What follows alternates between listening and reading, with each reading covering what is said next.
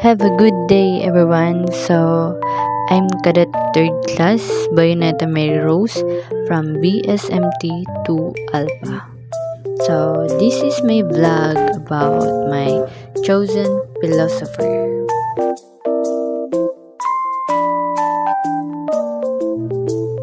Ang napili kong philosopher ay si Maurice Merleau-Ponty. He was a French phenomenological philosopher, and according to him, we know not through our intellect, but through our experiences. Therefore, ang ibig ipahiwatig sa atin ni Maurice, aanhin naman daw natin ang ating katalinuhan kung wala talaga tayong karanasan. Kumbaga, kung sa trabaho pa, lamang pa din talaga yung may experience kaysa sa wala. Kahit nga nakapagtapos ka pa ng pag-aaral, pero kung wala ka naman talagang alam sa mga trabaho, huwag ka naaasa na kuhain ka pa ng kumpanya. Kaya naman, ito yung dahilan kung bakit si Maurice ang napili kong philosopher, dahil ang kanyang perspective ay relatable din talaga ako dahil na din sa mga experiences ko. Gaya na lang din yan sa mga na-experience ko. Actually, dati, I'm an earnest player since I was in my grade 7. Kala ko dati, yung earnest, madali lang, palo-palo lang, ganun. Pero nung tumagal, tas isinabak ako sa labanan, dun ako unang natalo. Dun ko na-realize na wala akong experience. Knowledge, oo, meron, dahil nakikita ko sa mga galawan nila, ay kaya ko to, ganyan. Pero nung ako mismo lumaban, first time kong lumaban, sabi ko, wala, hindi ko pala kaya kasi kulang ako sa experience. Kaya naman, parang ito yung dahilan o ito yung nagpa-motivate sa akin na magpatuloy sa Arnis. Pinorsige ko talaga sarili kong mag-practice at sumabay sa mga ka-teammates kong magagaling.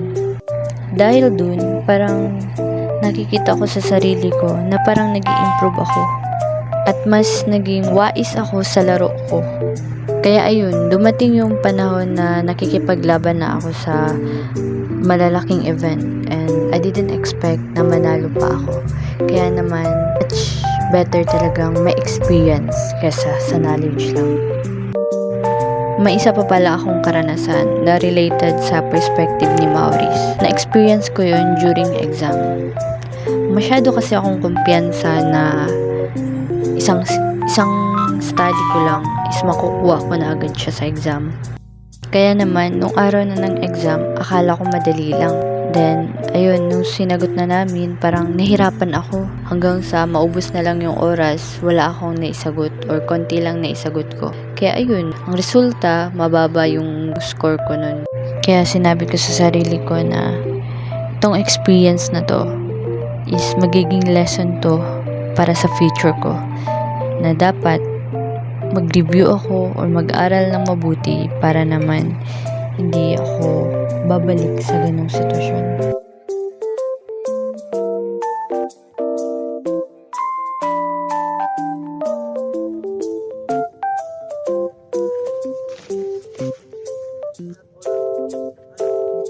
To summarize lahat ng sinasabi ni philosopher Maurice, na hindi mo na kailangan maging matalino talaga. Kailangan mo lang experience para matuto. Tulad ko, hindi naman ako ganun katalino para mapanalo agad ang isang laban sa Arnis. Pero dahil nga madami akong karanasan sa paglaban sa Arnis, na naging dahilan sa pagwagi ko sa mga tournament dito sa Zamboanga. In short, need muna natin ihasa ang mga sarili natin or ang mga bagay na inaasam natin in order to learn and gain knowledge. So, yan din yung sinasabi talaga sa atin ni Maurice, na mas natututo tayo sa pamamagitan ng experience.